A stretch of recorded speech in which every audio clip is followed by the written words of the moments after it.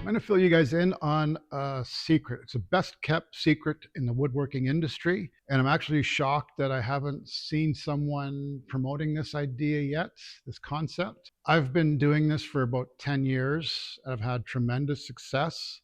I've got more free wood than I can handle. So, all of the lumber from this little room that I built, I didn't pay a penny for. It was all free. All of the shelving in my shop, which is made out of 2x6s and 2x8s, didn't pay a penny for any of that. The plywood on my shelving, same thing. It was all free. So I also got all of this maple that's sitting here for free. I'm also going to tell you how to get plywood like this. This is 1 1/8 OSB plywood and 2-inch plywood, which is actually laminated plywood that's used in construction for joists and beams, things like this. This is usually used for flooring. It's great for shelving in a shop, very heavy duty, obviously. This tip I'm going to fill you in on will also give you access to those types of wood, as well as various types and thicknesses of plywood, both scraps and full sheets. And also, it is the best source of pallets, of good quality pallets. I got these pallets here, all from one single location, free, didn't pay for it. In fact, they helped me load it in my truck. So it's a win-win situation. This is a two-phase strategy.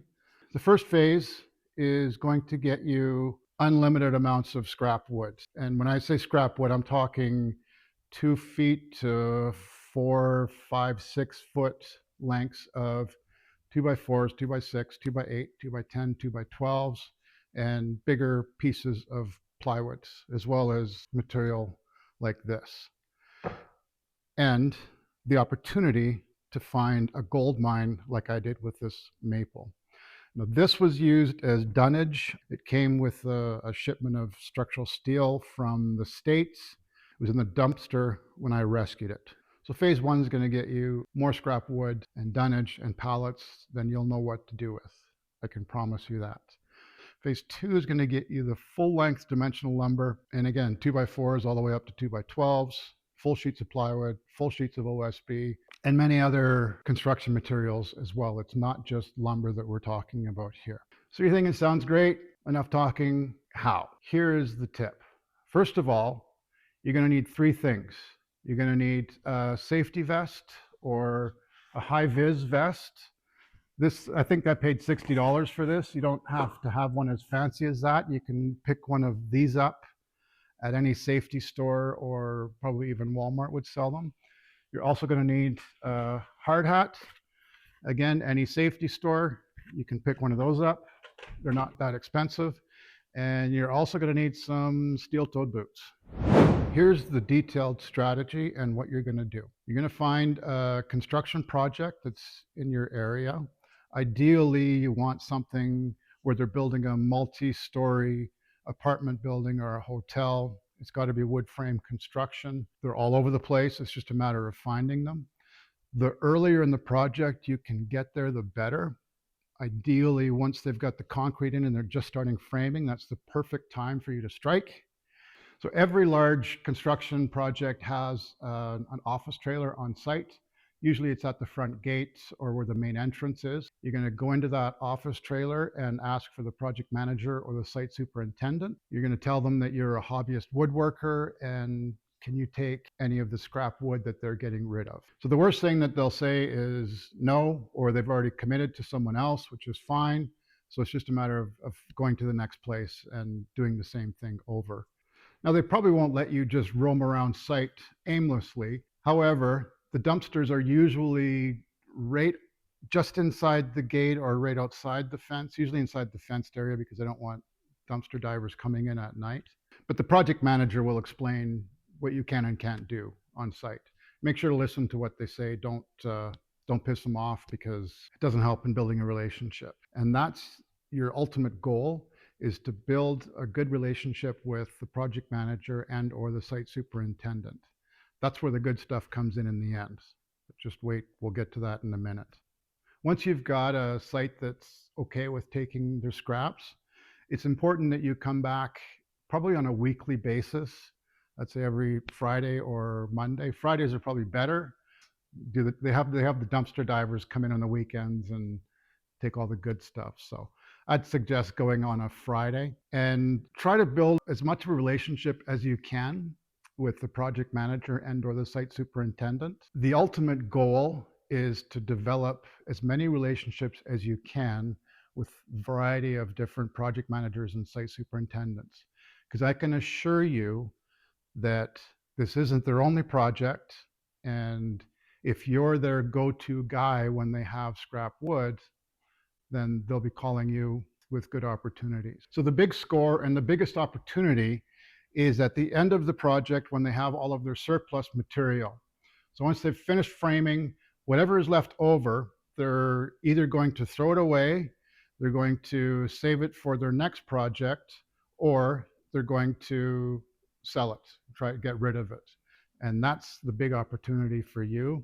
And that's where I've been able to build the shelving and this room in my shop, is with surplus material that was on site. Now, I was fortunate that I didn't have to pay for this. However, there have been times where they're not going to give it away. Again, depending on how much there is will depend on how flexible they are with giving it away. If they're not willing to give it away, then they'll typically take about 25% of the actual cost of it, which gives you a 75% discount, which is pretty damn good. The other factor on this is when they bought that lumber, they didn't pay Home Depot prices. They have special accounts and they get significant discounts. So even if you could get it for what they paid for, it's still going to be the best deal you'll be able to find. But from my experience, they just want to get rid of it. They don't want to bother. So whatever you offer, they'll probably take. Sometimes I've got a bunch of really good quality lumber for a box of donuts. From my experience, a lot depends on the relationship that you can build with the project managers. You want to be their go-to guy for any time they have surplus lumber. Because remember, there's other projects than just that one that they're on. There will be projects in the future. So you want to be the guy that they call when they have a bunch of extra stuff that they need to get rid of. That's the ultimate goal.